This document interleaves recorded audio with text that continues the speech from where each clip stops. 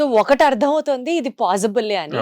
But రెండవది sir, ఇందాక మీరు అన్నట్లు కొన్ని రిక్వైర్మెంట్స్ చెప్పారు. వాళ్ళు డిఎస్ఏ క్లియర్ చేయాలి, దాని తర్వాత వాళ్ళ కమ్యూనికేటివ్ స్కిల్స్ ఉండాలి. ఇవన్నీ కూడా కోడ్ జ్ఞాన్ హెల్ప్ చేస్తుందా నేర్పించడానికి? అన్ని ట్రైనింగ్ ఇస్తామండి. మీరు సింపుల్ తీసుకుంటే ఇప్పుడు టీసీఎస్ కానీ, ఇన్ఫిటిక్యూ అంటే ఇన్ఫోసిస్, ఈ ఎగ్జామ్స్ అన్ని కూడా online exams.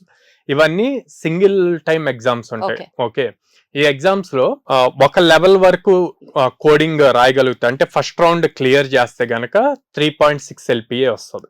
Okay, second round clear చేస్తే 7 LPA వస్తుంది. థర్డ్ రౌండ్ క్లియర్ చేస్తే 9 or 9+ LPA వస్తుంది. అంటే ఫస్ట్ రౌండ్ క్వాలిఫై అయితే మీ జాబ్ గ్యారంటీ కింద అంతే. అంటే 3.6 LPA మీకు ఫిక్స్. సాలరీలో కూడా గ్రేడేషన్స్ అన్నమాట. అంటే వాళ్ళు చూపించే కోడింగ్ స్కిల్స్ బేస్ చేసుకొని అన్నమాట.